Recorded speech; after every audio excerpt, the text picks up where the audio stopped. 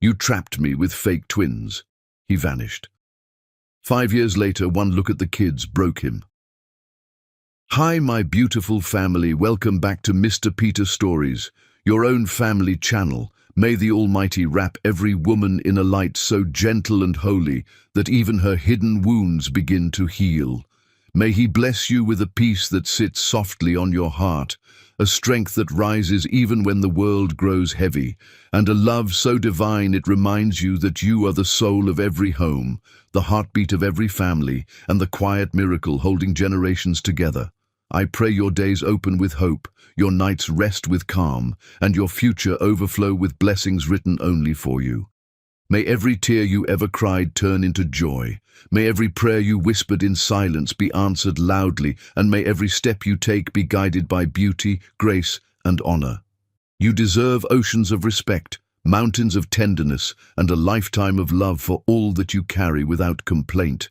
If your heart is true, like the video. If your love is real, right, I am with Mr. Peter. Power looked good on Marcella Baptiste, and she wore it like armor forged in fire. The Caribbean Business Summit Ballroom held 500 of the region's wealthiest investors, and every eye tracked her as she approached the podium.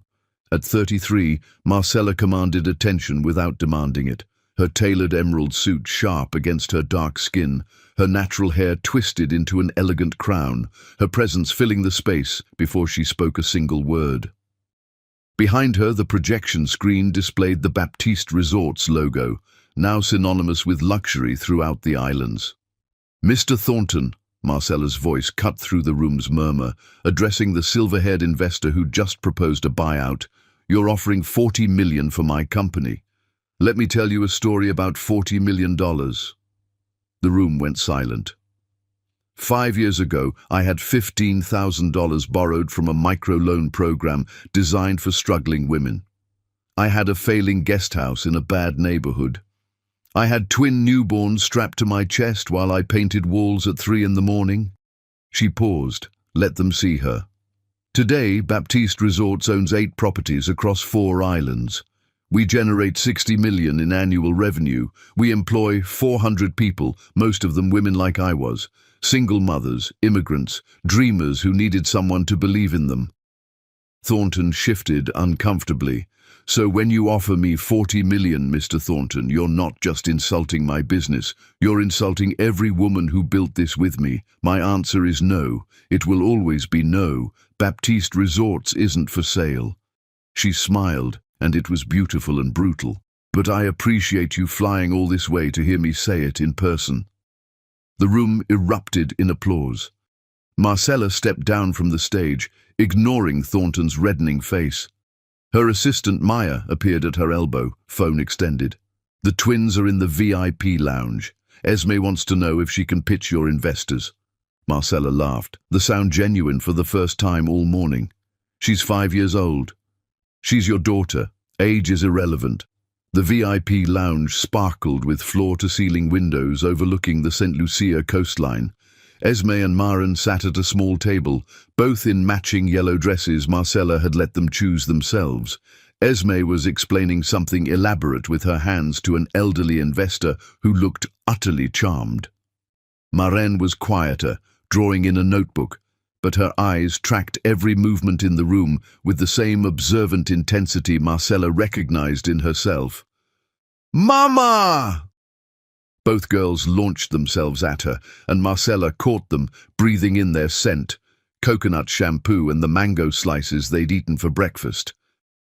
"How are my brilliant girls?" "I told Mr. Rodriguez about your ocean conservation program," Esme announced proudly. "He said he wants to invest." "Did he now?" Rodriguez chuckled. "Your daughter is remarkably persuasive. Reminds me of someone."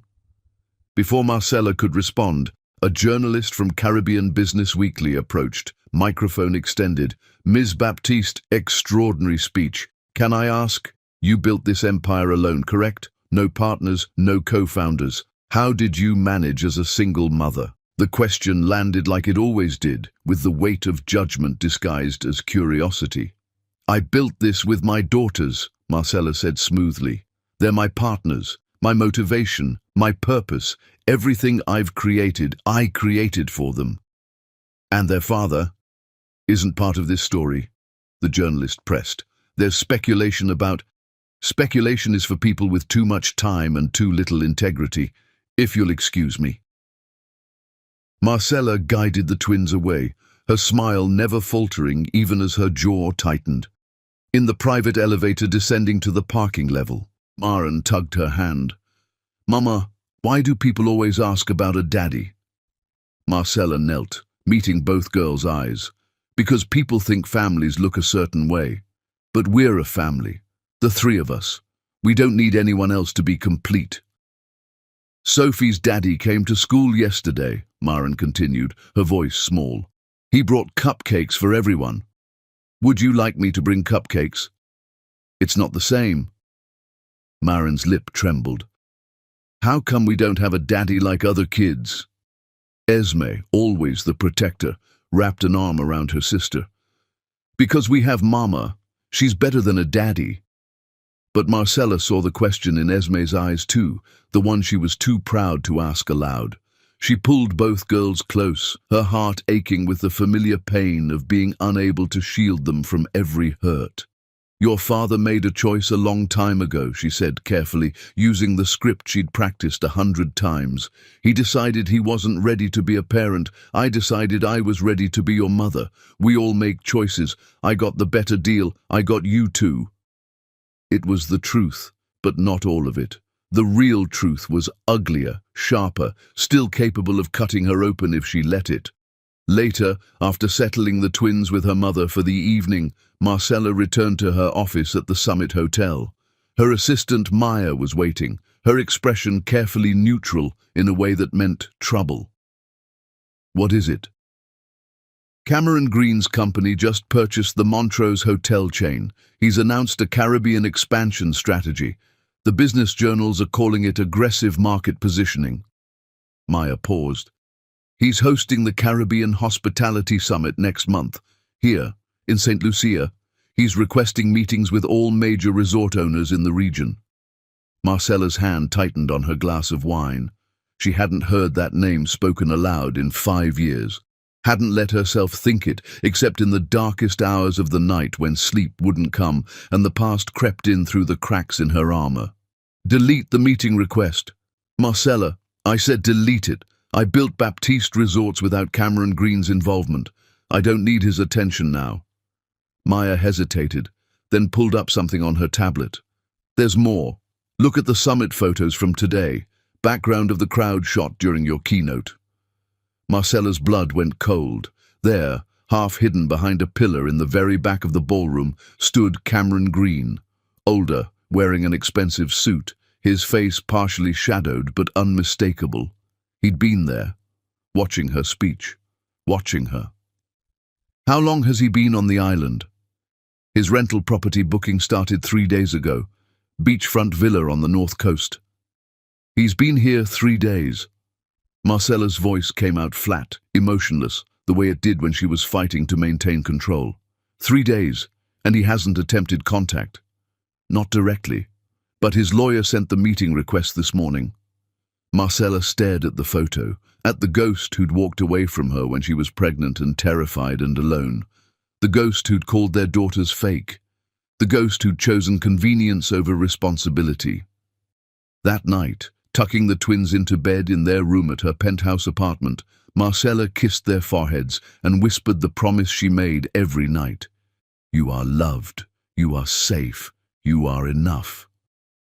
"Mama," Esme murmured, already half asleep, "why are you crying?" "I'm not crying, baby, just tired."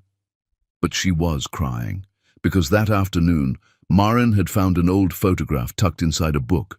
Marcella and Cameron laughing on a beach, his arm around her waist, both of them young and stupid and in love, before everything shattered. "Who's this man?" Maren had asked, pointing at Cameron. "He has my eyes, the same shape. See?" Marcella had taken the photo, intending to destroy it.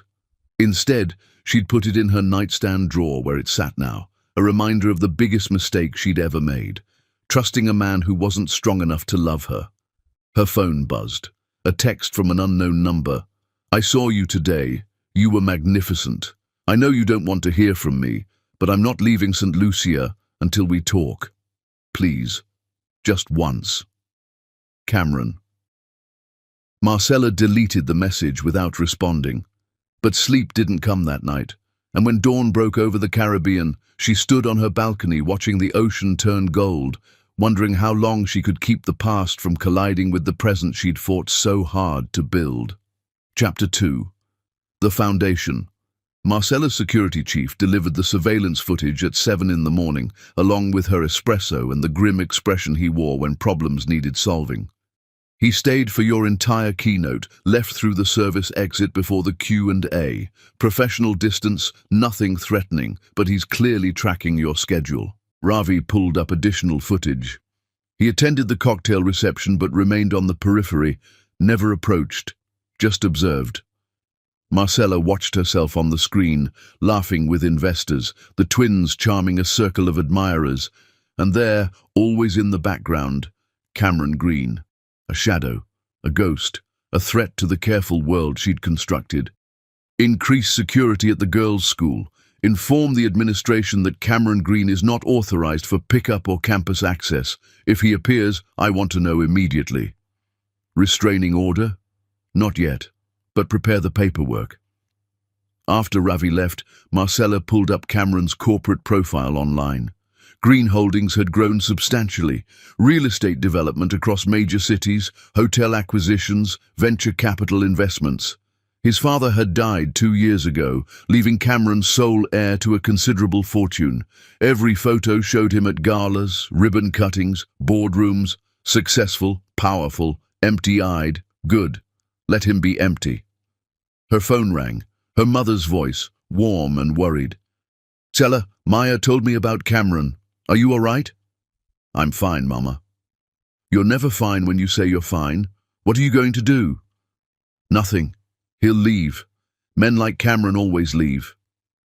But even as she said it, Marcella remembered the text from the night before, the persistence in it. Something had changed, but she didn't care enough to figure out what. She spent the morning in meetings, reviewing expansion proposals, negotiating supplier contracts. Work was her sanctuary, the place where she controlled every variable. By noon, she'd approved construction on a 9th property and secured a partnership with an international travel company. Then Maya appeared again, tablet in hand, expression apologetic. He sent flowers, 3 dozen white roses to the office, and a note. Marcella read the card. I was wrong about everything. Please let me explain. I'm staying at the Cliff House Villa at EC. She dropped the card in the trash, the flowers following. Return them. Include a message from our legal team reminding Mr. Green that unsolicited gifts constitute harassment under island statutes. That evening, picking up the twins from their after-school program, Marcella forced herself to be present, to not let Cameron's reappearance poison these moments. Esme chattered about her science project on coral reefs. Maren showed off a drawing of a mermaid with remarkable detail. Can we get ice cream, Mama? After dinner. Can we have dinner at the beach? They drove to Marcella's favorite quiet cove, spreading a blanket on the sand. The twins ran through the waves while Marcella unpacked containers of rice, stewed chicken and plantains from their favorite local spot. The sun began its descent, painting everything gold and pink. This was enough. This had always been enough. But memory has sharp edges, and sitting there watching her daughters play, Marcella couldn't stop herself from remembering 5 years ago. Different beach, different life, different version of herself.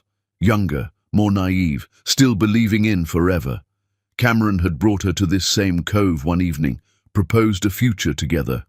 I want this, he'd said, gesturing at the sunset. I want us. I want everything. 3 months later, she'd told him about the pregnancy, watched his face transform from surprise to suspicion to cold rejection. Twins? Nobody in my family has twins. This is convenient timing right before my trust fund activates. You got pregnant on purpose. You trapped me. She'd tried to show him the ultrasound. He'd thrown it back at her. These aren't my babies. They're fake. Get a paternity test with whoever really got you pregnant, but leave me out of it. He'd blocked her number that night. By morning, he'd transferred to his father's Singapore office. Gone, like she'd meant nothing. Like their daughters meant nothing. Marcella had stood in her studio apartment, 28 years old, 3 months pregnant with twins, completely alone. Her mother had offered to fly from Dominica, but plane tickets cost money Marcella didn't have. She'd worked 3 jobs through the pregnancy: night auditor at a hotel, weekend receptionist at a spa, freelance bookkeeping done on her laptop between shifts. The pregnancy had been brutal. Twin pregnancies always were, but poverty made it worse. She'd eaten canned soup and crackers, unable to afford the prenatal vitamins the doctor prescribed. Her feet had swollen so badly she'd worn men's sneakers 2 sizes too large. She'd hidden the pregnancy from her employers as long as possible, terrified of losing the income. At 7 months, she'd finally qualified for government assistance. The shame of standing in that office, filling out forms while her babies kicked against her ribs, had been crushing. But she'd done it. For them. Labor had started early, at 35 weeks. She'd taken a taxi to the hospital alone, too proud to call her mother and admit how dire everything had become. The twins had been born via emergency C-section. Complications, the doctor said. Something about positioning and distress. Marcella had hemorrhaged on the table, her blood pressure dropping dangerously. She'd coded for 90 seconds while her newborn daughters screamed in the next room. The nurses had told her later that she'd flatlined, that they'd almost lost her.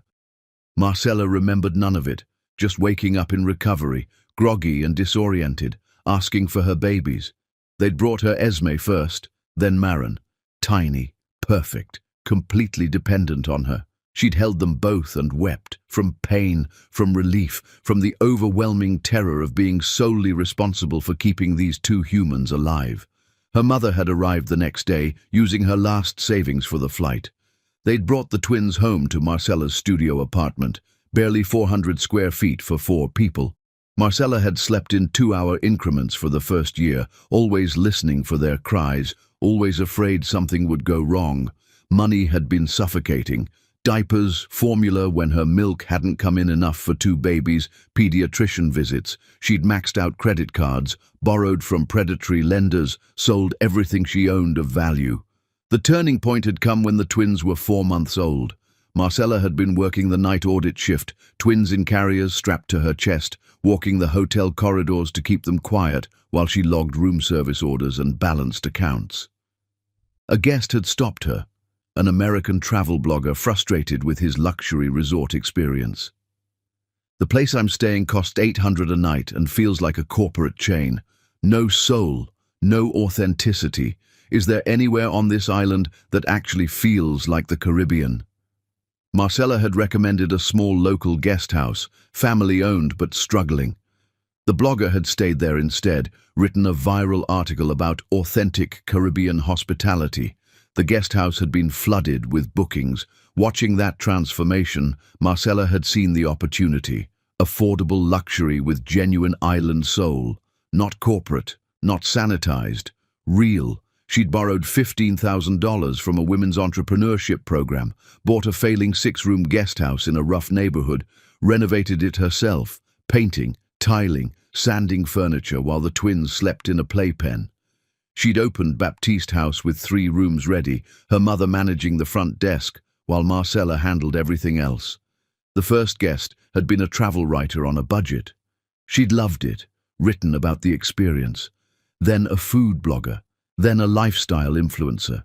Slowly, bookings increased. Marcella had reinvested every dollar, added 3 more rooms, then bought a second property. The banks that had rejected her loan applications started calling.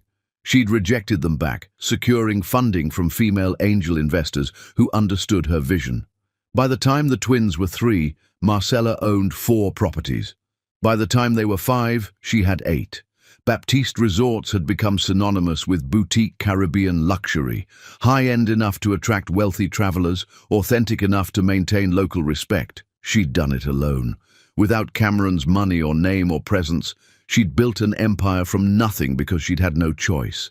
Her daughters needed food, shelter, education, security, so she'd created it.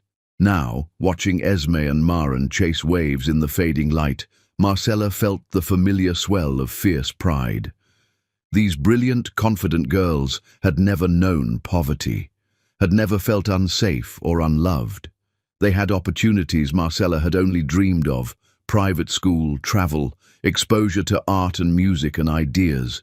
Cameron had missed all of it: the first smiles, the first steps, the first words. Esme had said "mama" at 10 months. Maren had said "book" at 11. He'd missed birthday parties and Christmas mornings and scraped knees and bedtime stories. He'd missed the ordinary miracles of watching them become people.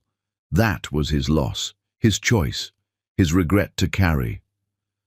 "Mama, come swim with us." Marcella kicked off her sandals, waded into the warm water, let her daughters splash her. She was happy. She was complete. She didn't need a man who'd called her children fake to suddenly decide they were real. But driving home, twins asleep in the back seat, Marcella's phone buzzed with a message from Maya.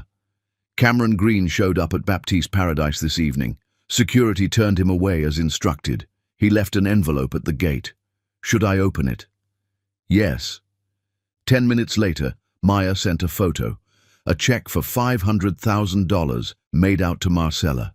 The memo line read, "5 years of child support. I know it's not enough. It will never be enough. But it's a start. Please let me try. See." Marcella pulled over, hands shaking with rage. He thought he could buy his way back into their lives, thought money erased abandonment, thought a check made up for leaving her to almost die alone on a delivery table. She called his hotel, surprised when he answered immediately. "You think you can buy forgiveness?" "No, I wanted to provide what I should have.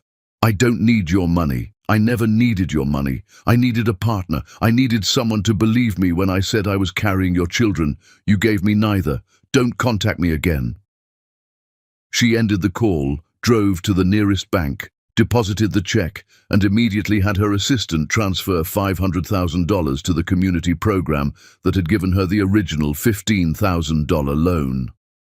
If Cameron wanted to fund something, he could fund other desperate women trying to survive. She wouldn't touch a dollar that came from his guilt. Chapter 3. The Collision. Cameron Green hadn't felt anything real in 5 years, and then he'd seen Marcella Baptiste on that stage, destroying a man's ego with grace and precision, and something dead inside him had started screaming. He'd come to St. Lucia for business, or that's what he'd told himself. The Montrose acquisition needed Caribbean market research. His board wanted expansion strategies, but sitting in the back of that ballroom, watching Marcella command a room full of predators who respected her, Cameron had finally confronted the truth. He'd come to see what he'd destroyed. She was magnificent, powerful in ways she hadn't been at 28 when he'd known her. Then she'd been hopeful, sweet, still believing the world was kind. Now she was armor and fire, and he'd done that to her. His cruelty had forged her into something untouchable. When she'd mentioned twin newborns, his stomach had dropped. When she'd said 5 years ago, the timeline had clicked into place with devastating precision. After the speech, he'd searched her name, found photos of the twins, Esme and Maren, 5 years old, dark eyes that matched his, dimples that matched his mother's. His heart had stopped, then started beating too fast. He'd walked past them in the VIP lounge, kept his distance, but he'd heard them talking. Heard Esme's confident voice explaining business concepts, heard Maren's quiet questions, his daughters, the daughters he'd called fake. That night Cameron had sat in his rental villa, staring at photos on Baptiste Resort's social media. Marcella with the twins at property openings, the girls on their first day of school, birthday parties, Christmas mornings. 5 years of life he'd missed because he'd been a coward. He'd called his sister Shayla, confessed everything. She'd been silent for a long time before saying, "You accused a pregnant woman of trapping you and disappeared. Those children are 5 years old. You don't get to waltz back into their lives now because you finally grew a conscience. I need to make this right. There is no making this right. You can't undo 5 years of absence. You can't give Marcella back the support she needed. You can't give those girls back a father who was present from birth. The best thing you can do is leave them alone." But Cameron couldn't leave. Every instinct told him to run. Back to New York, back to his controlled corporate world, where he understood the rules. Instead, he'd stayed, sent flowers, sent money, both rejected. The Caribbean Hospitality Summit's final day, Cameron arrived early and took a front-row seat. When Marcella entered and saw him, her expression didn't change, but he saw her spine stiffen. She gave a speech about protecting what mattered most, about building legacy, about knowing who supported you in darkness. Every word felt aimed at him. When she exited the stage, he followed at a respectful distance, waiting until she was alone in a corridor. "Marcella, please, 5 minutes." She turned, her face composed but her eyes deadly. "No. The twins, Esme and Maren. I need to know. You need nothing from me. Are they mine?" Her laugh was sharp enough to draw blood. "Mine. Interesting word choice. They're mine. I carried them while working 3 jobs. I delivered them alone. I fed them and raised them and sacrificed everything to give them a good life. So yes, they're mine. What they're not is yours. But biologically, you gave up biology when you called them fake. When you threw the ultrasound in my face and told me to find whoever really got me pregnant, you made your choice. Live with it." People were watching now, phones discreetly filming. This would be online within the hour. "I was wrong." Cameron's voice cracked, humiliation burning through him. "I was cruel and wrong and stupid. Please, let me apologize. Let me try to fix. There's nothing to fix. You're 5 years too late. Go home, Cameron. Back to your empire and your corporate life and your empty penthouse. We don't need you." She walked away, heels clicking on marble, leaving him standing there as whispers erupted around him. Someone had definitely recorded that. His humiliation would be entertainment by evening. Cameron should have left, should have taken the rejection and retreated. Instead, he spent the afternoon hiring a private investigator. "I need information on Marcella Baptiste and her daughters, everything legally available." The report arrived that evening. Cameron read it alone, each page a knife to his chest. Birth certificates, Esme Baptiste and Maren Baptiste. Father, blank, born 5 years prior. Medical records, complicated twin pregnancy, emergency C-section, maternal hemorrhage. Marcella had coded for 90 seconds. She'd almost died. Alone, because he'd abandoned her. Financial records, public business filings showed her first loan, $15,000 from a women's entrepreneurship program when the twins were 4 months old. Property acquisitions traced her empire's growth, every dollar reinvested, no trust fund, no wealthy family support, just Marcella, her mother, and brutal determination. Photos. The twins' first birthday with just Marcella and an older woman. Every birthday the same. No father figure anywhere. School records. Both girls academically gifted, socially confident, well-adjusted. Videos. Marcella's TEDx talk about single motherhood. "They told me I couldn't do it alone. I proved them wrong. My daughters are my purpose. Every time I wanted to quit, I looked at them and found strength I didn't know existed." Cameron watched it 7 times, memorizing her words, the pain underneath her pride. He'd destroyed her, and she'd survived, thrived, built something extraordinary from the ruins of what he'd demolished. His phone rang, his business partner. "Cameron, the board is getting nervous about your extended absence. The Montrose deal needs your signature. What's happening?" "I'm handling something personal." "Personal? Since when do you do personal? Get back here." But Cameron couldn't leave. Wouldn't leave. Not until Marcella heard him apologize. Not until he saw his daughters up close. Not until he'd at least tried to earn forgiveness he didn't deserve. The next morning, he drove to Baptiste Paradise, despite knowing he'd be turned away. The security guard recognized him. "Mr. Green, you're not welcome on this property." "I know. Can you please give this to Ms. Baptiste?" He handed over the envelope containing the check. The guard hesitated, then accepted it. Cameron drove to a beach, sat on the sand, and waited for the call he knew would come. It came an hour later. Marcella's voice was ice and fury. You think you can buy forgiveness?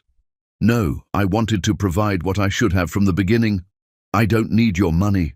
I never needed your money. I needed you. I needed you to believe me. You gave me nothing. Don't contact me again. The line went dead. Cameron sat on that beach until sunset, watching families with children, wondering what Esme and Maren liked to do, wondering what they sounded like when they laughed, wondering if they ever asked about him. That evening, returning to his villa, he found his sister Shayla waiting on the porch. You flew here? You're having a breakdown. Someone needs to witness it. I'm not having a breakdown. I'm trying to make amends. By stalking a woman who clearly wants nothing to do with you, by trying to force yourself into children's lives when their mother has built a stable world without you. This isn't noble, Cameron. It's selfish. I just want to apologize. Then apologize and leave. Don't linger. Don't push. You don't get to ease your guilt at the expense of their peace. But the next day, Cameron heard about the twins' school showcase, a public event. He attended, sitting in the back row. Parents filled the auditorium, children performing on stage. When Maren walked out with a violin, Cameron's breath caught. She looked like his mother, same delicate features, same graceful way of moving. She played beautifully, a Mozart piece that seemed impossibly complex for someone so young. Then Esme presented a science project about ocean conservation, speaking with confidence that reminded him of Marcella. Both girls were brilliant, extraordinary, everything he'd missed. After the performances, Cameron saw Marcella in the courtyard surrounded by other parents. He approached, ignoring the smart voice telling him to retreat. This is harassment, Marcella said immediately. It's a public event. I have a right. You have no rights here. I'm their father. You're a sperm donor. Fathers show up. Where were you for 5 years? I didn't know. You didn't want to know. Her voice rose, drawing attention. I told you I was pregnant. You called me a liar. You never asked for proof, never followed up. You chose ignorance because it was convenient. Don't rewrite history now because guilt finally caught up with you. Other parents were staring. Cameron felt shame crawl up his spine. I failed you, he said quietly. I failed them. But I'm here now. Doesn't that count? No. Being sorry 5 years late doesn't erase 5 years of absence. You can't skip the hard parts and show up when it's convenient. She started to walk away, but a small voice stopped them both. Mama, who is that man? Cameron turned. Esme stood there, studying him with suspicious intelligence. Behind her, Maren peeked out shyly. Marcella's face transformed, protective, tender. Just someone passing through, baby. Why is he always around? He was at our school concert last week, too. Marcella struggled, and Cameron saw her weighing truth versus protection. I'm trying to apologize for a mistake, Cameron said carefully, keeping his distance. A very big mistake I made a long time ago. What mistake? Esme's directness was startling. Marcella intervened. Esme, let's go say goodbye to your teachers. But Maren stepped forward, studying Cameron's face. You're the man from the beach, the sad one. Their eyes met, and Cameron felt something crack open in his chest. Yeah, that's me. Are you still sad? Very. Why? Because I lost something important, and I don't know how to get it back. Marcella pulled both girls away, but not before Esme turned back with a question that shattered him. Mama, is that man our father? The entire courtyard went silent. Parents froze mid-conversation. Teachers stopped talking. Marcella's face went pale. Where did you hear that? Sophie's mum told her you and that man had a fight, and that's why we don't have a daddy. Is it true? Marcella looked at Cameron with pure fury. His presence, his persistence, had forced this conversation before she was ready. She knelt before the twins, her voice steady, despite the tremor Cameron could see in her hands. Girls, get in the car. Now. But Mama. Now. They obeyed, confused and upset. Marcella marched back to Cameron, and for a moment he thought she might actually hit him. "You want to be their father? Fine. Tomorrow, 9 in the morning, my lawyer's office. We're doing a paternity test. When it proves you're their biological father, which we both know it will, we're setting legal boundaries. You don't get to lurk. You don't get to make my children ask questions I'm not ready to answer. Either you're in or out. Choose." She walked away, and Cameron stood there as the weight of what he'd set in motion crashed over him. This was what he wanted. So why did it feel like he'd just made everything worse? Chapter 4. The paternity test and the terms. The lawyer's office smelled like old leather and new money, all dark wood and framed certificates asserting competence and discretion. Cameron arrived 20 minutes early, sweating through his shirt despite the air conditioning, checking his phone compulsively for messages that didn't come. Marcella arrived exactly on time with the twins, both girls dressed neatly in blue dresses, their hair in matching braids, professional, controlled, making a statement about her competence as a mother. Mr. Green, her lawyer, a sharp-eyed woman named Diane Foster, greeted him coolly. "Shall we proceed?" The paternity test was clinical and quick. A technician swabbed Cameron's cheek, then gently swabbed both girls while explaining the process in a friendly voice that made it seem like a game. Esme submitted with scientific curiosity, asking questions about DNA matching. Maren watched Cameron throughout, her expression unreadable. "Results in 3 business days," the technician said, 99.9% accuracy. After the twins were taken to a waiting room with tablets and snacks, the real business began. Cameron, Marcella, and their respective lawyers sat around a conference table. Diane slid a contract across to Cameron. "If the paternity test confirms biological relation, Ms. Baptiste is willing to allow visitation under these terms." Cameron read the document, his attorney reading over his shoulder. The terms were punishing. Supervised visitation only, 1 hour per week for a minimum of 6 months. No overnight custody for 2 years. Cameron must complete court-approved co-parenting classes within 60 days. Mandatory therapy to address abandonment patterns. Any missed visit results in automatic 30-day suspension of all rights. Retroactive child support, $500,000 payable immediately. No introduction of romantic partners to the children without written consent from Marcella. All visitation to occur in St. Lucia unless otherwise agreed in writing. Marcella retains sole legal custody regarding education, medical care, and religious upbringing. Cameron receives supervised physical visitation only.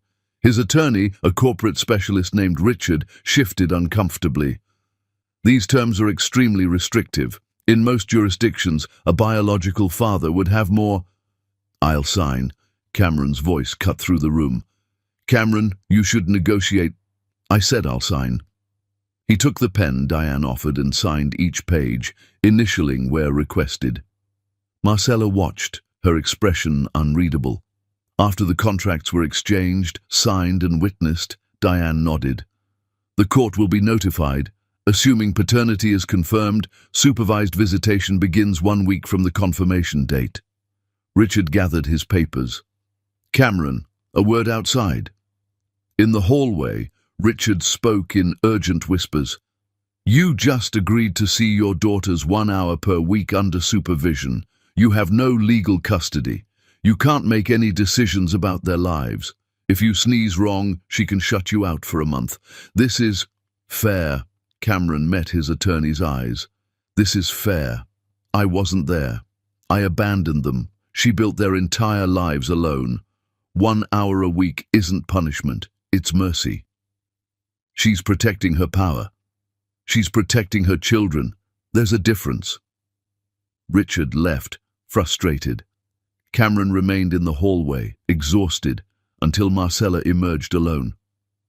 "The girls are with my assistant. I wanted to ask you something." "Anything? Why now?" Her voice wasn't angry anymore, just tired. "Why not 5 years ago? Why not even a year ago? What changed?"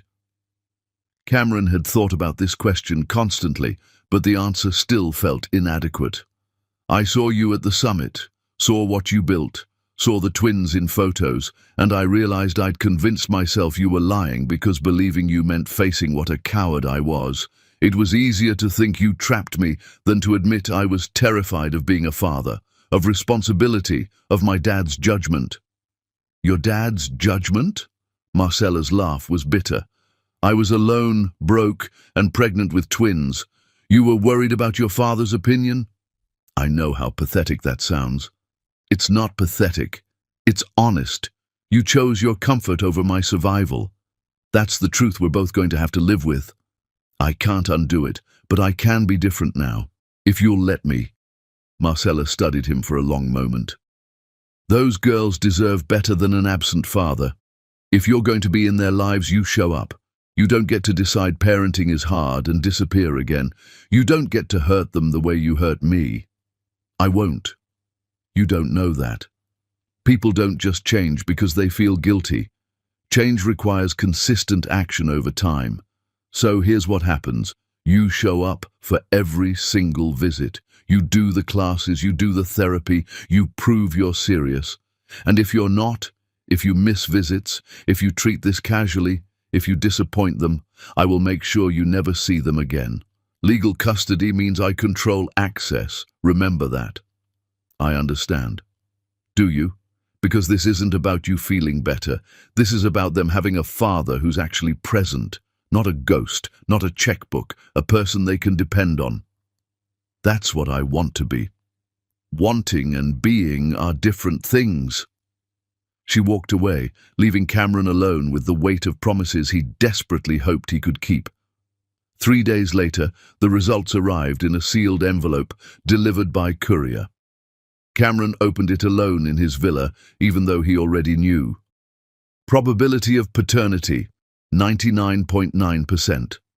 Cameron Green was definitively the biological father of Esme Baptiste and Maren Baptiste.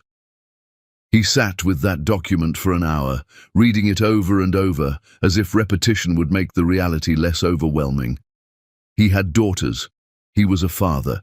He'd missed 5 years of their lives, and now he had 1 hour per week to try to build something from nothing. His phone rang. Marcella. You received the results? Yes. First visit is tomorrow, 10 in the morning, Cliffside Park, north entrance. Don't be late. I won't be.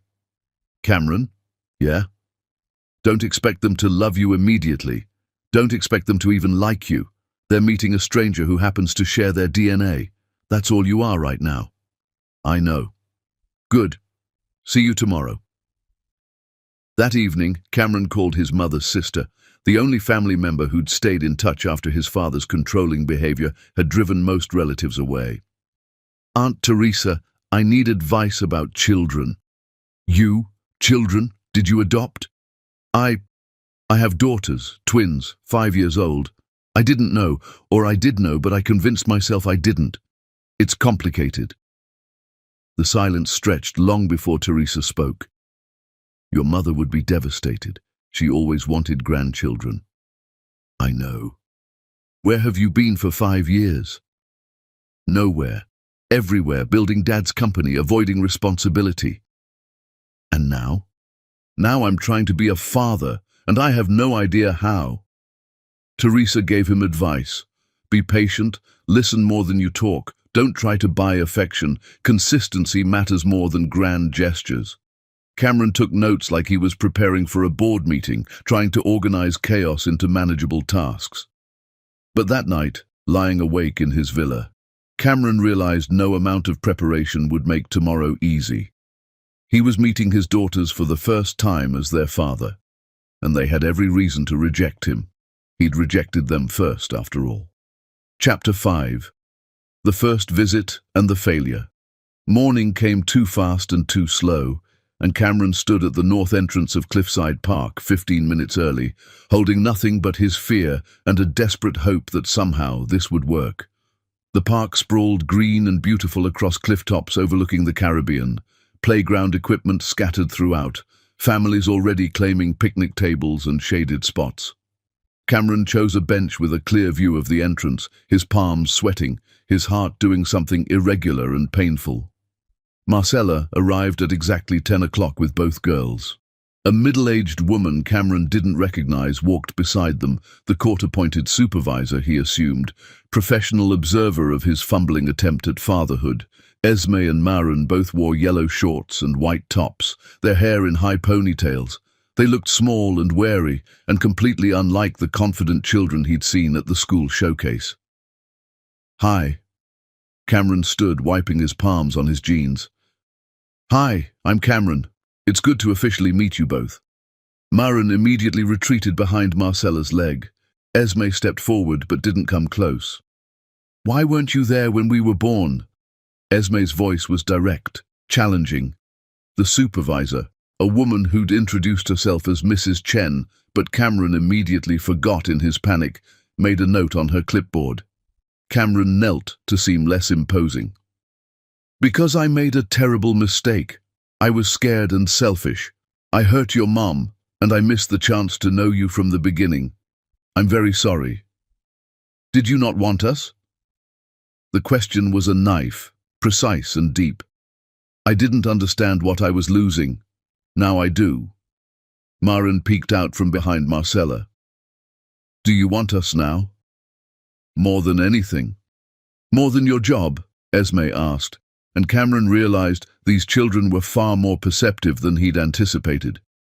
"Yes. More than anything else in the world." The supervisor gestured to a playground area. "Why don't we move somewhere more comfortable? Girls, would you like to show Mr. Cameron the swings?"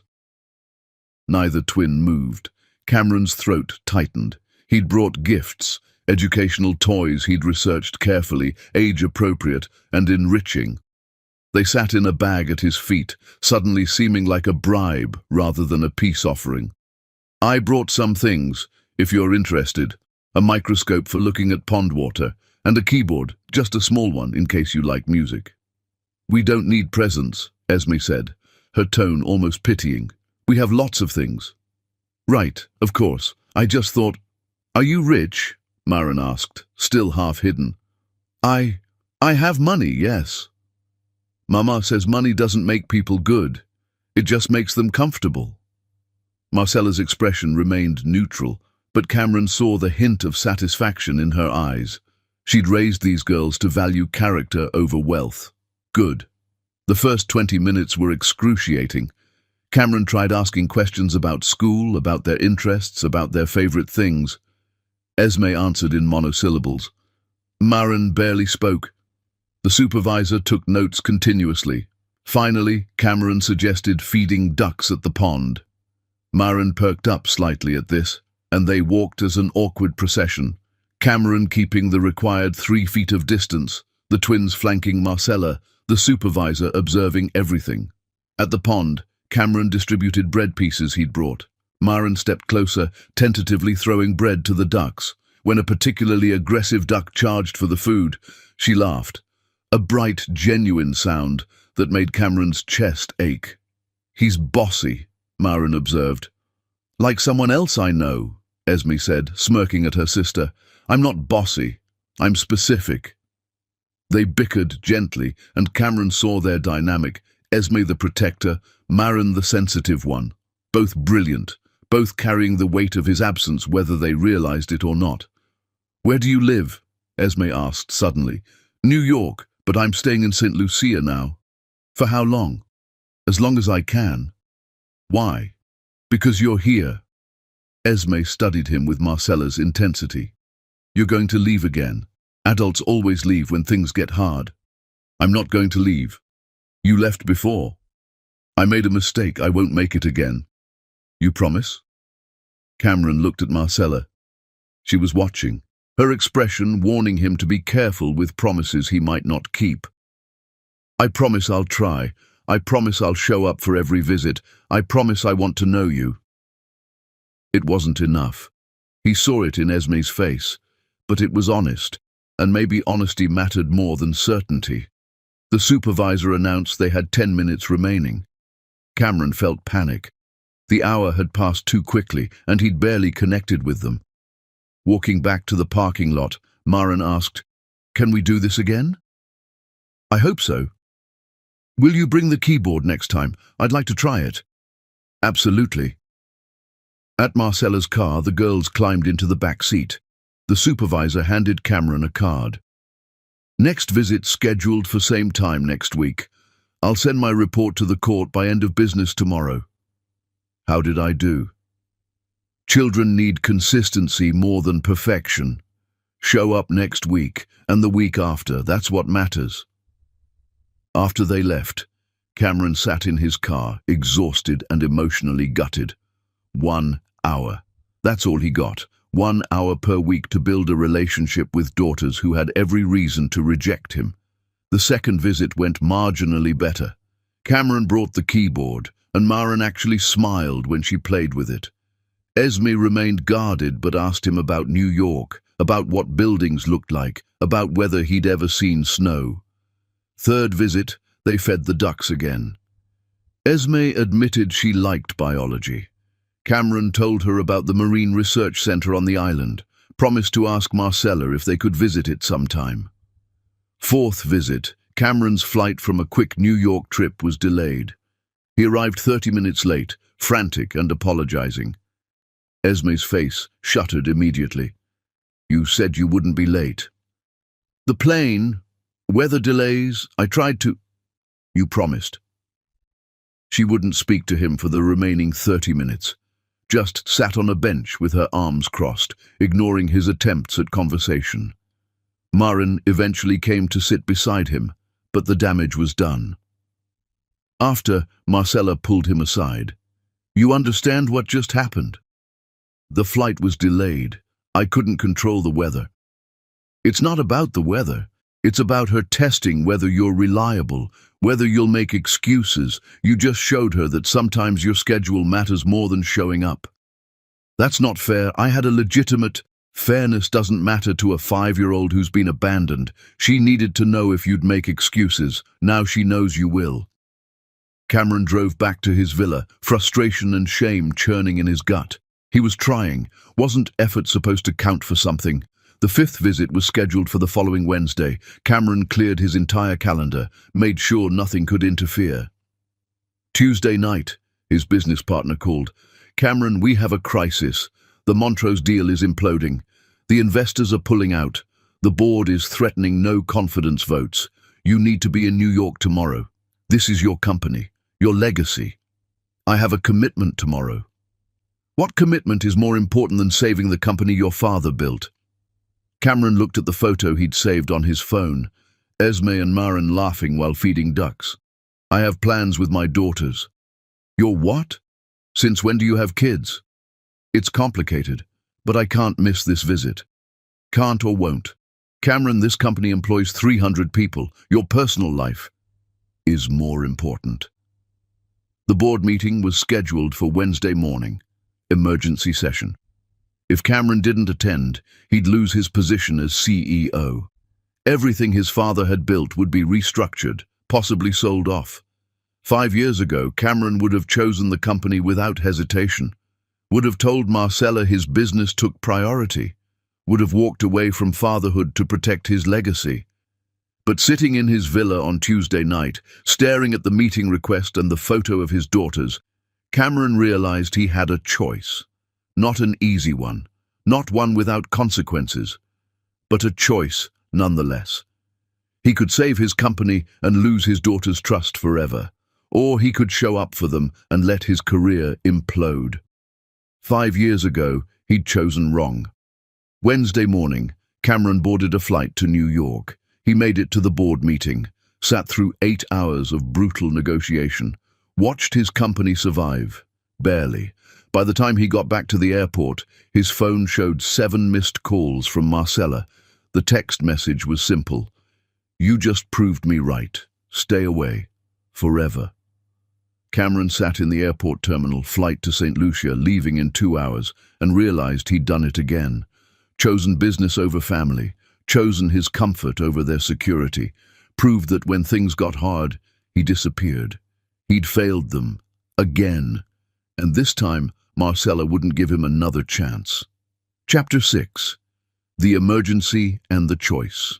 Cameron's phone buzzed continuously during the flight back to St. Lucia, texts from his business partner celebrating the saved deal, voicemails from board members praising his leadership, emails from investors confirming their continued support.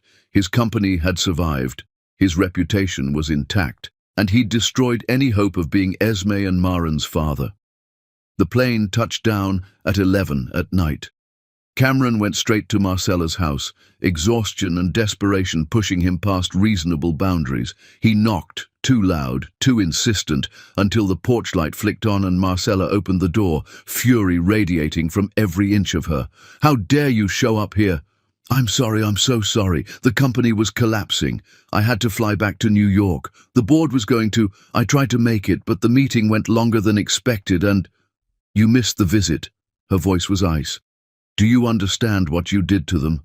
Do you understand what it did to them to sit in that park for an hour, waiting, watching every car that drove past, hoping it would be you?" "I know. I'm sorry. I tried." "You always try. You tried to make the flight back. You tried to finish the meeting faster, but trying isn't the same as doing. This is exactly who you are, Cameron. When something more important comes up and your business will always be more important, you choose it, every single time." "That's not true." "Prove me wrong." "Oh, wait, you can't. You just proved me right. Those girls waited for you." Esme cried. "Do you understand? She cried because her father chose a meeting over her. Again." The word "again" hit like a physical blow, because Esme couldn't remember him choosing a meeting over her before. She was too young, but she felt it anyway, the pattern of abandonment that had started before she was born. "I quit," Cameron said. Marcella stopped. "What?" "I quit. I stepped down as CEO. I gave up my company." "You're lying." He pulled out his phone, showed her the news alerts already generating, business journals reporting Cameron Green's shocking resignation, speculation about corporate turmoil, analysis of succession plans. You stepped down from your father's company?" "I'm not making the same mistake twice. 5 years ago, I chose business over family. Over you. I lost everything that mattered. I'm not doing it again." Marcella stared at him, and for the first time, he saw uncertainty in her expression. "That was incredibly stupid." "Probably. You'll resent them. You'll resent me. You gave up your inheritance for kids you barely know.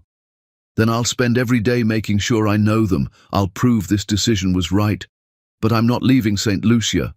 I'm not prioritizing my career over them anymore." "One missed visit means 30-day suspension. That was the agreement." "I know, I'll wait. But I'll be here, every day, ready when those 30 days end." Marcella studied him, and he could see her calculating, trying to determine if this was manipulation or genuine change. "The girls are asleep. You can't see them tonight. I just needed you to know I'm not leaving, not the island, not them, not again." He turned to leave, but Marcella's voice stopped him. "You gave up everything." "No, 5 years ago I gave up everything. Today I'm trying to get it back." She didn't invite him in, didn't forgive him, but she didn't call security either. She just stood in her doorway, watching him walk back to his rental car, confusion and something that might have been hope flickering across her face. At 2 in the morning, unable to sleep, Cameron's phone rang. "Marcella, there's a guest house behind my property. It's empty. If you're staying in St. Lucia permanently, you might as well stop wasting money on a villa rental." "Are you offering—" "I'm offering a month-to-month lease at fair market rate. Nothing more. Don't read into it." "Okay. And Cameron, show up for the next visit. If you miss another one, I don't care what company you quit. You're done." "I understand." He moved into the guest house 2 days later. It was small, 1 bedroom, kitchenette, a porch overlooking Marcella's gardens, close enough to see the main house, close enough to occasionally hear the twins playing in the yard. During the 30-day suspension, Cameron couldn't see Esme and Maran. But he stayed. Bought a building in the neighborhood where Marcella had lived 5 years ago, the struggling area where she'd been broke and alone. a former community centre now abandoned. He renovated it himself, hired local contractors, worked alongside them, painted walls, fixed plumbing, rebuilt what neglect had destroyed, created programs, free after-school care, entrepreneurship classes for teens, support groups for single mothers. He didn't publicize it, didn't put his name on the building, just worked 14 hours a day, turning guilt into something useful. Marcella heard about it from her staff. That green guy bought the old Martinez building, fixed it up, started programs for at-risk youth, doesn't advertise it, just does the work. She drove by one afternoon, parked across the street, watched through the windows. Cameron was teaching a business class to teenagers, covering budgeting, loans, credit scores. He looked exhausted, paint-stained, completely unlike the polished CEO she'd seen at the summit. "What are you thinking?" Her friend Destiny had come along for moral support. "That I don't trust it. People don't just change." "Some do, when they have good enough reasons. Guilt isn't a good enough reason." "Maybe love is." Marcella didn't respond. Love was too complicated a word for what existed between her and Cameron. He'd loved her once, or claimed to, then he'd walked away. Love without commitment was just pretty words. The twins asked about Cameron constantly. "When can we see him? Why did he miss the visit? Is he coming back?" Marcella gave them age-appropriate truth. "He had to handle something important. He made a mistake by not telling us he couldn't come, but he says he wants to try again." "Do you believe him?" Esme asked. "I don't know yet." "Can we believe him?" "You'll have to decide that for yourselves." On day 25 of the suspension, a teenage girl named Janine showed up at Marcella's office. Security tried to turn her away, but she was persistent. "Please, Mr. Cameron said if I ever needed help, I should talk to Ms. Baptiste. I need help." Marcella agreed to see her, curious about what Cameron had said. Janine was 17, visibly pregnant, scared. "My boyfriend left when I told him. My parents kicked me out. I'm living with my cousin, but I don't know what to do. Mr. Cameron told me your story, how you built all this after being left alone with twins. I need to know if I can survive this." Marcella's heart cracked open. This girl was her, 5 years ago, terrified and alone. They talked for 2 hours. Marcella connected Janine with resources, housing assistance, prenatal care, job training programs, offered her a position at Baptiste Resorts when she was ready. "Mr. Cameron talks about you a lot," Janine said as she was leaving, "about how he destroyed the best thing in his life, how he's trying to become someone worthy of a second chance he'll probably never get. He uses himself as an example of what not to do, how to take responsibility for your mistakes." "He said that?" "Every class. He's honest about his failures, says that's the only way to learn from them." After Janine left, Marcella sat in her office, staring at the city lights, thinking about Cameron working himself raw to help people he didn't know, teenagers who reminded him of his own failures, single mothers he couldn't save because he'd been the one to abandon one. Maybe guilt could be transformed into something useful. Maybe change wasn't about grand gestures, but small, consistent actions repeated until they became character. Day 30 arrived. Marcella called Cameron. "Supervised visit tomorrow, 9 a.m., same park, don't be late." "I'll be there." "Cameron?" "Yes?" "The twins missed you. Don't make them regret caring." That evening, Marcella told Esme and Maren they could see Cameron again the next day. Both girls reacted differently, Esme wary, Maren hopeful. "What if he doesn't come?" Esme asked. "Then we'll know he's not reliable." "But what if he does come? Then we'll see if he keeps coming." That night, lying in bed, Marcella allowed herself to acknowledge the truth. She wanted Cameron to succeed, not for herself. That ship had sailed 5 years ago, but for her daughters, because every child deserved a father who showed up, and despite everything, Cameron was trying. Whether trying would be enough remained to be seen. Chapter 7. The Rebuilding. Cameron arrived at Cliffside Park 20 minutes early, same as the first visit. But this time he wasn't carrying gifts or desperation, just himself, and a determination to do better. When Marcella's car pulled up with the twins, he saw them before they saw him. Esme spotted him first, her face carefully neutral. Maren waved, then seemed to remember she was supposed to be upset and lowered her hand. Mrs. Chen, the supervisor, greeted him with a slight smile. "Mr. Green, ready to try again?" "Yes, ma'am." The twins approached slowly. Cameron knelt, making himself smaller, less intimidating. "Hi. I'm sorry I missed last time. I made a bad choice. I chose my job over seeing you, and that was wrong." Esme's arms crossed. "You said you wouldn't miss visits." "I know. I broke my promise. I'm sorry." "Why should we believe you won't do it again?" "Because I quit my job. I don't work for that company anymore. I'm staying here in St. Lucia permanently." Both twins looked at Marcella for confirmation. She nodded once. "You quit your job?" Maren's eyes widened. "Jobs are important, Mama says." "Jobs are important," Cameron agreed. "But you're more important, and I needed to prove that, not just say it." Esme studied him with unsettling intensity. "You quit because of us?" "Yes." "That's a lot of responsibility." Cameron blinked. She was 5 years old and understood responsibility as a weight. "It is, but it's responsibility I should have taken from the beginning." The visit proceeded carefully. They walked through the park, Cameron maintaining appropriate distance, answering questions honestly. Maren told him about her violin lessons, how she was learning a new piece. Esme explained her science project about ocean acidification. "You're really smart," Cameron said, and meant it. "Mama says we're smart because we ask questions. Do you ask questions?" "I should ask more." "What would you ask if you could ask us anything?" Cameron considered. "What makes you happy?" Maren answered immediately. "When Mama reads to us before bed, she does different voices for all the characters." Esme.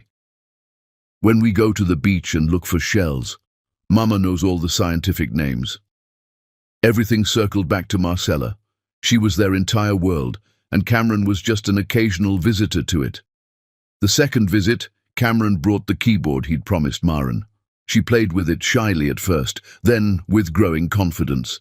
Esme asked him about New York, what the buildings looked like, whether he'd seen famous museums. "Could we visit someday?" she asked. Marcella interjected smoothly, "Perhaps when you're older." The third visit, Esme brought a book about marine biology. "Mama said you might know about this place." She pointed to a photo of a research facility. "The Caribbean Marine Research Center? I know the director. Would you like to visit?" Esme's face lit up, the first genuine excitement she'd shown around him. Marcella agreed to the visit, and the following week Cameron arranged a private tour. Dr. Reeves, the center's director, was brilliant with children, explaining complex concepts simply. Esme asked 100 questions. Even Maren, less interested in science, was fascinated by the sea turtle rehabilitation program. Watching his daughters' faces light up with wonder, Cameron felt something shift. This was fatherhood, not grand gestures or expensive gifts, but paying attention to what they loved and finding ways to nurture it. After the Marine Center visit, Marcella pulled him aside. "Thank you, that was good for them. I'm trying to understand what they need. They need consistency. That's harder than special trips." "I know." Over the following weeks, visits continued. Cameron was never late, never made excuses. Slowly, incrementally, the twins began to relax around him. Maren started sitting closer. Esme's questions became less suspicious, more curious. One visit, Maren asked if Cameron wanted to hear her play violin. He sat on a park bench while she performed a simple piece, her concentration absolute. When she finished, he applauded, and she beamed. "You're really talented." "Mama says talent is just practice with passion." "Your mama's smart. She built everything from nothing. She's the strongest person in the world." "I believe that." Another visit, Esme brought a chart she'd made tracking ocean temperatures over the past decade. "See how it's changing? This is why coral reefs are dying.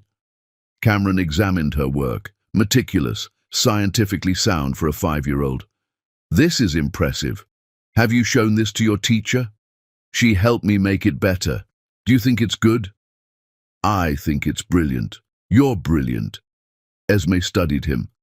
Do you actually think that? Or are you just saying it because you want us to like you? The question was uncomfortably perceptive. Both. I want you to like me, but I also genuinely think you're brilliant. Those things can both be true. She considered this, then nodded. Okay, that's fair. The twins' 6th birthday approached. Cameron asked Marcella what they might want. They don't need more things. I know, but it's their birthday. Can I get them something? Nothing extravagant. Nothing that screams, I'm compensating for abandonment with expensive gifts. Cameron thought carefully, then bought Esme a membership to the Marine Research Center with monthly workshops. For Maren, he arranged violin lessons with a renowned local instructor. On their birthday, Marcella allowed Cameron to attend the party at her home. It was the first time he'd been invited to her property beyond the guest house. Extended family filled the space. Aunts, cousins, neighbors who'd become chosen family. Some greeted him coldly, knowing the history. Others were curious. The twins introduced him. This is our dad. The word still shocked him. Dad. They called him Dad. After cake, Marcella pulled him to the porch while the twins played with cousins in the yard. They love you, she said quietly. I love them. I know, I can see it. That's what terrifies me. Why? Because love isn't enough. You loved me 5 years ago, then you walked away. Love is the easy part. Staying when things get hard, that's what matters. I'm staying. You've been staying for 4 months. What about 4 years, 40, when they're teenagers and hate you sometimes, when they're adults and don't need you, when showing up is boring and thankless? Then I'll show up anyway, because that's what fathers do. Marcella looked out at the ocean view from her porch. You really quit your company. I did. You'll regret it eventually.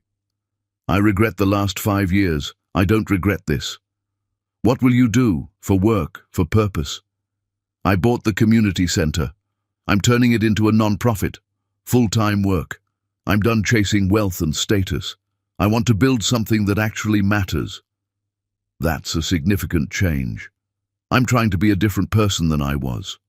Are you, or are you performing a different person? The question cut deep because Cameron had asked himself the same thing late at night when he couldn't sleep. Was he genuinely changed or just desperate enough to fake it convincingly? I don't know, he admitted. I hope I'm different. I'm trying to be. But I'm terrified I'll fail. That I'll revert to old patterns. That I'll prove you right about me. But I'd rather try and risk failure than not try at all. Marcella studied him for a long moment. I'm not taking you back. Us, romantic us, that ended 5 years ago. You killed it when you walked away. I know. But those girls deserve a father. A real one, not a visitor, not someone who sends checks, someone present for homework and boring Tuesdays and dentist appointments. That's what I want to be. Then, here's what happens. We transition to unsupervised visits. You can see them without Mrs. Chen watching, but you follow my rules. You don't confuse them about our relationship status. You don't make promises you can't keep. You show up for regular life, not just the fun parts. Yes, all of it. And if you hurt them, if you get bored or find a new girlfriend and they become inconvenient or decide fatherhood is too hard, I will legally cut you out of their lives. Understood? Understood. From inside, the twins' voices called, Dad, come help with the piñata. Dad. So natural now, like they'd been saying it their whole lives instead of just a few months. Cameron looked at Marcella. May I? She nodded.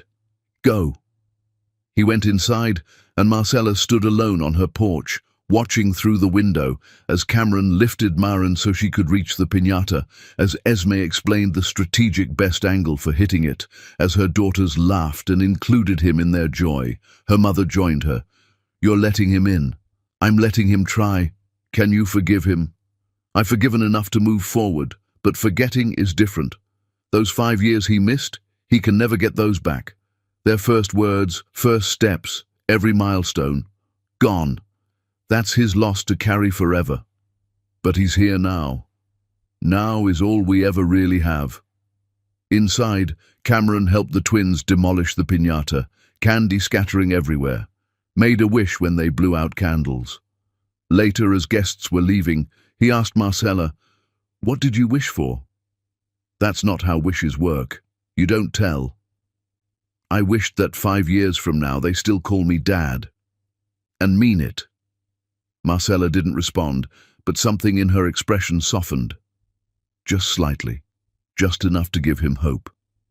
Chapter 8. The Test. 3 months into unsupervised visits, Cameron had settled into a routine that felt almost normal.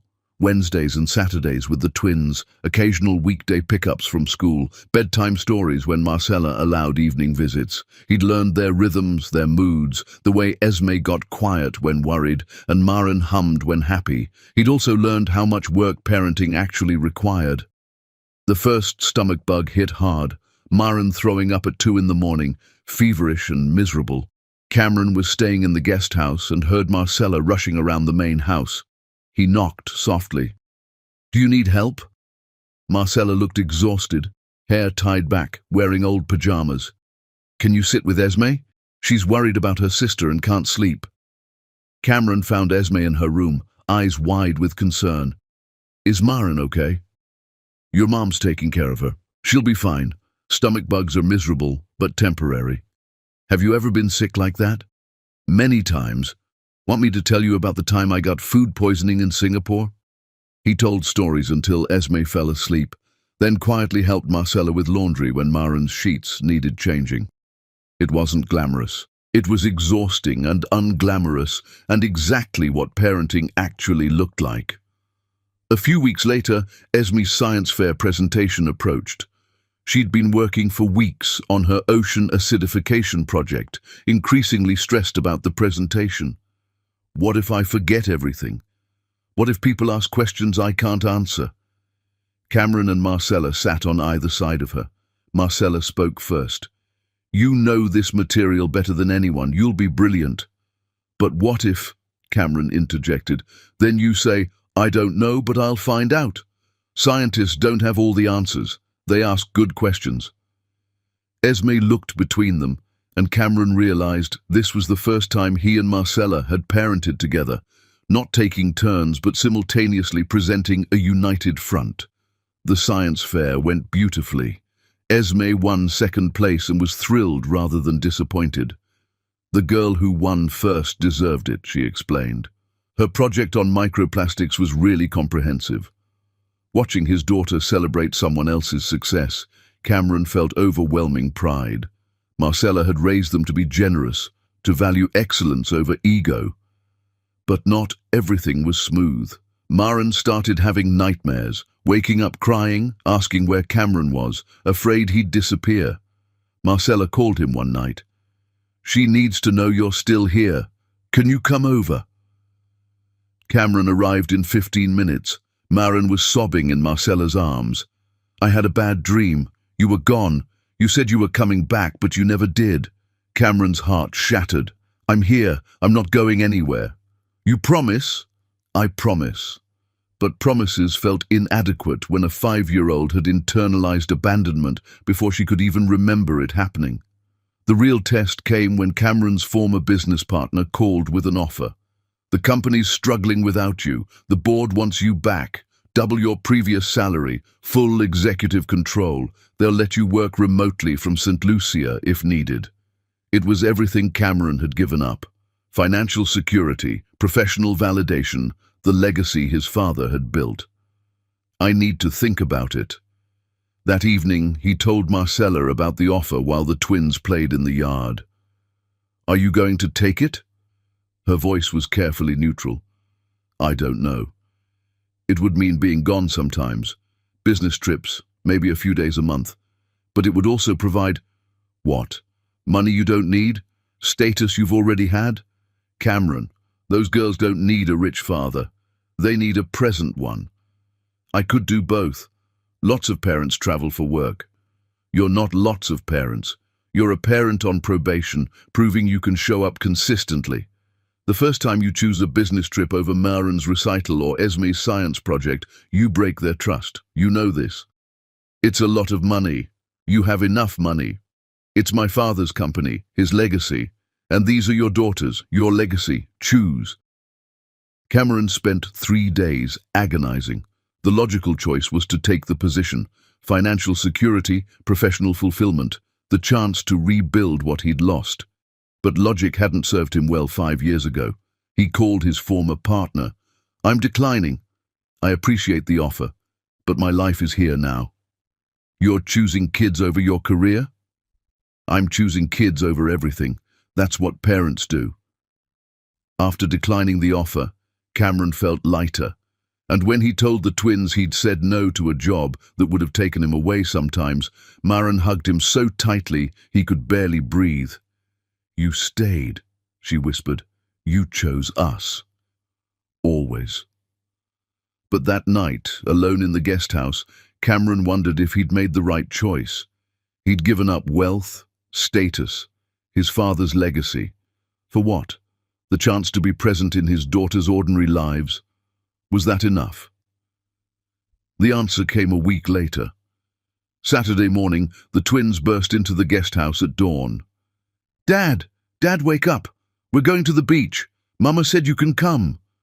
They bounced on his bed until he groaned awake. What time is it? 6:30. Come on. They spent the day building sandcastles, hunting for shells, swimming in the warm Caribbean water. Nothing extraordinary. No expensive trips or grand gestures, just a regular family day. At sunset, sitting on the sand while the twins played at the water's edge, Marcella spoke quietly. You made the right choice, turning down that job. Did I? You chose them. That's always the right choice. I gave up a lot. You gave up things. You gained people. Those aren't equivalent trades. Cameron watched Esme teaching Maren how to skip stones, both girls laughing when they failed, cheering when they succeeded. This was enough. This was everything. I don't regret it, he said, and meant it. Marcella smiled, a real smile, not the careful, guarded ones she usually gave him. Good, because they're talking about you all the time now, asking when you're coming over, wanting to share things with you. You're becoming part of their lives. Is that okay? With you? It has to be. You're their father. I can't change that. I can only try to make sure you're a good one. Am I a good father? You're learning. That's what matters. As the sun set, turning the ocean gold and pink, Cameron realized he'd finally done something right. He'd chosen his daughters over his comfort, over his career, over everything that used to matter, and in return, they'd given him something he'd never had before. A purpose that wasn't about building wealth or status, but about showing up for people who needed him. It was terrifying and beautiful and completely unlike anything he'd imagined fatherhood would be. But it was real, and real was enough. Chapter 9. The Thaw. 8 months into co-parenting, Marcella invited Cameron to dinner, not at a restaurant or public space, but at her home with the twins present, like a regular family dinner. Is this okay? He asked, when she extended the invitation. It's necessary. The girls need to see us interact normally. They're picking up on the tension. It's confusing them. So Cameron arrived at 6, bringing nothing because Marcella had specifically told him not to, and found the table already set, twins helping their mother with final preparations. Dad, we made your favorite, Maren announced. You know my favorite. Mama said you liked her jerk chicken when you were... She trailed off, uncertain. When we were together, Marcella finished smoothly. Before you were born. Yes, he did. Dinner was surprisingly normal. They talked about school, about Esme's upcoming marine biology workshop, about Maren's violin recital next month. Cameron asked questions, listened, didn't try to dominate the conversation. After the twins went to bed, Cameron helped Marcella clean up. It felt domestic, comfortable in a way that simultaneously soothed and ached. "They're happy," Marcella observed, scrubbing a pan. "They are. You've done an amazing job raising them. We're raising them now, together." "Are we?" She handed him the pan to dry. "You show up 4 days a week. You know their teachers' names, their friends' names, their favorite everything. You're not a visitor anymore, you're their father. So yes, we're doing this together." "Does that bother you, sharing them?" "It terrifies me, but I'm doing it anyway because they deserve 2 parents who show up." They finished cleaning in comfortable silence. Before Cameron left, Marcella walked him to the door. "The recital next month. Maren wants both of us there, together, sitting together. Like parents. We are parents. You know what I mean. People will see us together and make assumptions that we're reconciling, getting back together, whatever. I need you to understand, we're not. This is co-parenting, nothing more." "I understand." "Do you? Because I see how you look at me sometimes, like you're hoping for something that isn't going to happen." Cameron took a breath. "I'm not hoping for us to reconcile romantically, but I am grateful you let me back into their lives, into your life, even peripherally. That's more than I deserve." Marcella's expression softened slightly. "You're doing better than I expected. I thought you'd quit after a few months when the novelty wore off." "This isn't novelty. This is my life now." "Good, because they're attached to you now. If you leave, it will destroy them." "I'm not leaving." "People say that, then they do." The vulnerability in her voice surprised him. Marcella Baptiste, who'd built an empire alone, who'd survived abandonment and poverty and single parenthood, was admitting she was still afraid of being left. "I'm not leaving," Cameron repeated. "I quit my company. I moved permanently. I reorganized my entire life around them. Those aren't temporary changes." "We'll see." But her skepticism felt gentler than before, like she was starting to believe him despite herself. The recital arrived. Cameron and Marcella sat together in the auditorium, separated by one seat that Esme occupied between them. Maren performed beautifully, her violin solo drawing appreciative applause. After, multiple parents approached.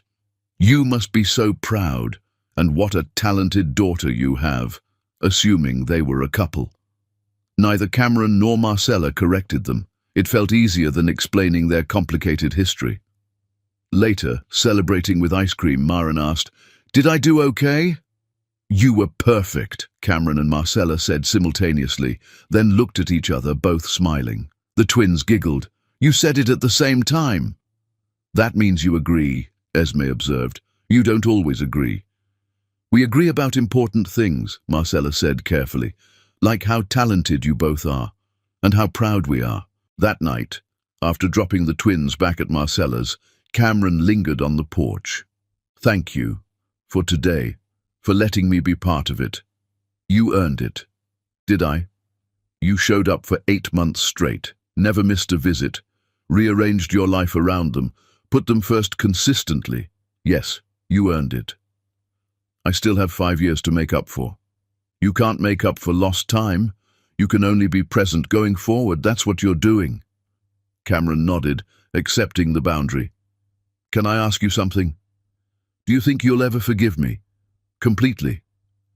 Marcella was quiet for a long time. "I've forgiven you enough to co-parent healthily, to not poison them against you, to acknowledge you're trying. But complete forgiveness? That would mean letting go of 5 years of pain, of the memory of almost dying alone on a delivery table, of the terror and shame and survival that built me into who I am now. I don't know if I can let that go, or if I should." "That's fair. You took something from me that I can never get back. Those early years with them, when it was just us against the world. You can be a wonderful father going forward, but you missed the beginning. And the beginning matters." "I know. But," she continued, her voice softening, "I also see how much they love you, how they light up when you arrive, how they talk about you constantly. So while I can't give you complete forgiveness, I can give you this: acceptance. I accept that you're their father. I accept that you're trying. I accept that we're doing this together now. That's more than I hoped for. Don't waste it. Over the following weeks, their co-parenting deepened. Cameron started having dinner with them twice a week, started being present for bedtime routines, started feeling less like a visitor and more like family. One evening, Esme asked, "Dad, why don't you live with us?" The question hung in the air.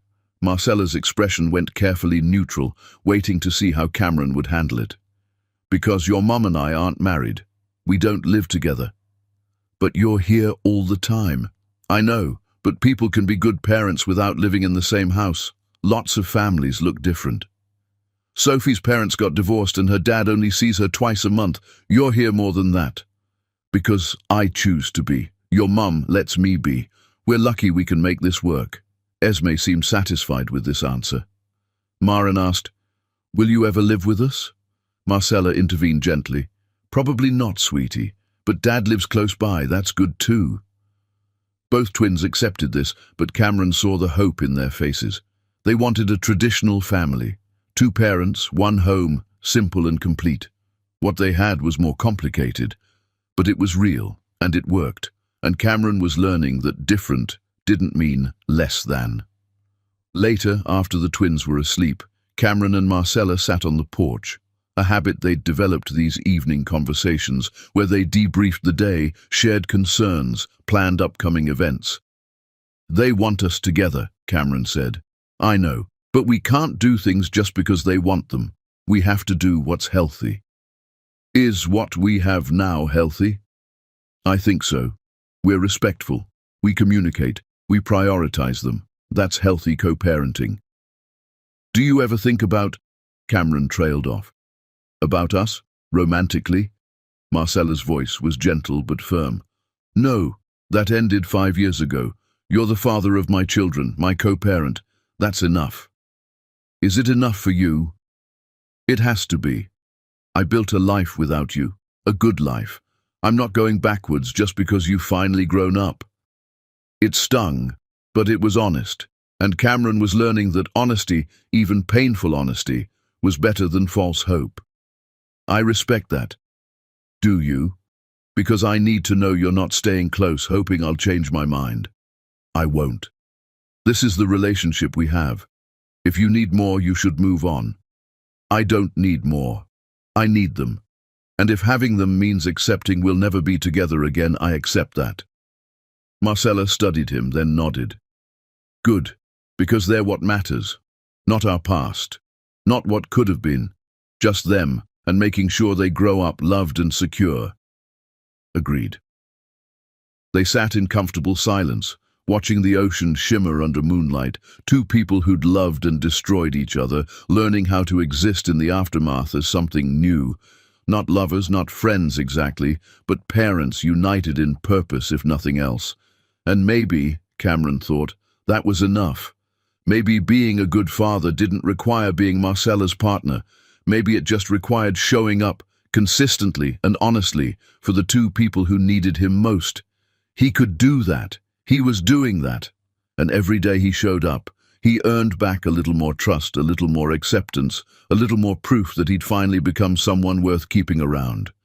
Chapter 10. The Reunion. 3 years changed everything and nothing at all. The twins turned 8 in a celebration that included both sides of their expanding family, Marcella's relatives from Dominica, Cameron's Aunt Teresa, who'd become a beloved grandmother figure, friends from school, and neighbors who'd watched the girls grow. Cameron and Marcella moved through the party as a coordinated unit, not romantic partners, but something more complex and functional, parents who'd learned to build a family from broken pieces. Cameron had kept every promise. 4 years of showing up, never missing important moments, being present for homework struggles and stomach bugs and friendship drama. He'd built Second Chance House into a thriving non-profit serving 200 teenagers annually. Marcella had expanded Baptiste Resorts to 12 properties. Both had built legacies they could be proud of. "Speech! Speech!" the twins' cousins chanted. Esme and Maren stood together, Esme naturally taking the lead while Maren stood close for support. They'd written something together, presenting it with the confidence of children who'd never doubted they were loved. "We wanted to say thank you," Esme began, "to everyone who made us who we are."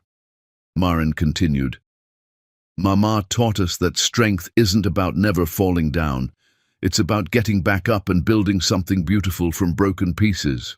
And Dad taught us," Esme took over, "that it's never too late to become who you should have been. That mistakes don't define you. How you fix them does." Cameron's vision blurred. Marcella's hand found his, just for a moment, a brief squeeze of solidarity before she pulled away. Not romantic, just acknowledgement. "We did this together, after cake, after presents, after the chaos of children hopped up on sugar ran screaming through the backyard. Cameron found himself on Marcella's porch with her. Their spot, the place where hard conversations happened. "They're happy," Marcella observed. "They are, because of you. You built this foundation." "We built it. I built the first 5 years. You showed up for the last 3. Together, we gave them something solid. Do you regret letting me back in?" Marcella considered carefully. "No. You proved me wrong about some things. I thought you'd quit when it got hard. You didn't. I thought your commitment was performance. It wasn't. You actually changed. That means everything to me. But I don't regret the 5 years without you either. Those years made me who I am, built my strength, taught me I didn't need rescuing. So in a weird way, your absence was necessary. It forced me to become myself. I'm sorry I had to be absent for you to become yourself. I'm sorry you missed watching it happen." They sat in comfortable silence, the kind that only comes from years of navigating complicated terrain together. Not lovers, not quite friends, something uniquely their own, co-parents who'd learned to respect what they'd built from wreckage. "The girls asked me something last week," Marcella said eventually. "They asked if I've forgiven you." "What did you tell them?" "The truth, that forgiveness is complicated, that I've forgiven you enough to work together, to respect your role in their lives, to acknowledge your change, but complete forgiveness would mean forgetting 5 years of pain that made me who I am. I can't forget that, won't forget that." Do they understand? Esme does. She's old enough to grasp nuance. Marin wants everyone to be happy and thinks forgiveness equals happiness. She'll understand eventually. "And you?" Cameron asked. "Are you happy?" "I'm content. I built a life I'm proud of. I have daughters who are confident and loved. I have a successful business. I have peace. That's more than most people get." "Do you ever think about what we could have been?" "Sometimes, late at night when I can't sleep. But thinking about what could have been is pointless. This is what is.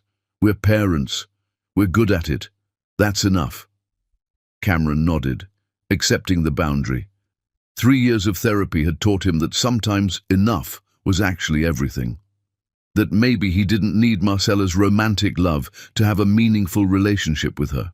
Maybe being trusted co-parents was its own form of intimacy, deeper and more lasting than romance that had crumbled at the first real test. "I'm grateful," he said simply, "for this, for them, for you letting me try. You didn't just try, you showed up, consistently. That matters." Inside, the twins were organizing a game of hide-and-seek with their cousins. Their laughter floated through the open windows, pure, unself-conscious joy. "They don't remember the early years," Marcella said softly. "They don't remember what it was like when it was just me, struggling. They only know security and love. That's because you gave them that foundation before I arrived. And you've reinforced it since. They trust you now. They trust you now. Completely." "That terrifies me. What if I fail them?" "You'll fail them sometimes. All parents do. But you won't abandon them. That's the difference. Failure and abandonment aren't the same thing." As the sun set over the Caribbean, painting the sky in shades of gold and pink, Cameron realized this was his life now. Not perfect. Not what he'd imagined when he was younger and stupid and thought he had time to waste. But real, complicated, beautiful in its imperfection. He had daughters who called him Dad, a co-parent who respected him despite their painful history, a purpose that extended beyond accumulating wealth, helping teenagers avoid his mistakes, supporting single mothers who needed someone to believe in them. He'd given up his father's company, his corporate life, his old identity, and gained something infinitely more valuable, the chance to be present for people who actually needed him. "I should go," he said eventually.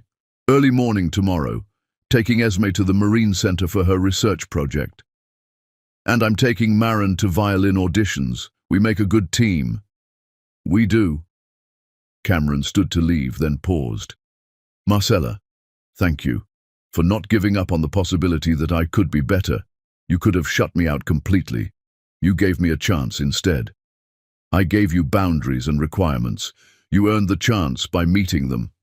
Still, thank you." She smiled, a real smile, warm and genuine. "You're welcome. Now go home and get some sleep. Tomorrow's a long day." Walking back to his house, he'd bought a small place nearby, close enough to be present, but separate enough to respect boundaries. Cameron pulled out his phone. A text from Maren. "Good night, Dad, love you." He responded, "Love you too, sweetheart. See you tomorrow." Another text from Esme. "Don't forget to bring your camera tomorrow. I want to document everything for my project." "Already packed. Sleep well." This was fatherhood, remembering cameras and driving to activities and responding to texts that started with Dad. Boring and ordinary and absolutely everything. He'd missed 5 years. Those years were gone forever. First smiles, first steps, first words. That loss would always exist, a gap he couldn't fill no matter how present he became. But he had now. Today. Tomorrow. Years stretching ahead filled with ordinary moments that would become extraordinary in retrospect. School plays and science fairs and violin recitals and teenage drama, and eventually graduations and adult relationships, and maybe, someday, grandchildren who would never know the story of how he almost wasn't there at all. He'd been given a second chance by a woman strong enough to survive his abandonment and gracious enough to let him try again. He wouldn't waste it. Inside his house, Cameron looked at the photos covering his refrigerator. 3 years of memories. The twins at the beach, family dinners, birthday celebrations, ordinary moments that meant everything. He'd given up an empire to be present for these moments. Best trade he'd ever made. And somewhere across the property in the main house, Marcella was tucking their daughters into bed, reading stories in different voices, promising them safety and love, being the extraordinary mother she'd always been, with or without him. They'd built something unexpected from disaster, not a traditional family, not romance recovered, but something real and lasting and good. 2 people who'd loved and destroyed each other, learning to be excellent parents together. Learning that sometimes the greatest love story isn't about romantic reconciliation, but about choosing children's well-being over personal comfort. Cameron fell asleep thinking about tomorrow's Marine Center trip, about Esme's excitement, about Maren's violin audition in the afternoon, about dinner together afterward. Thinking about his life, messy, complicated, completely imperfect, and absolutely worth every sacrifice he'd made to be here. He'd asked the wrong questions 5 years ago, asked about convenience and timing and whether children would disrupt his carefully planned life. The right questions were simpler. Would he show up? Would he stay? Would he choose them consistently, even when it was hard? He'd proven the answers through 3 years of action. Yes, yes, always yes, and that was enough. More than enough. That was everything.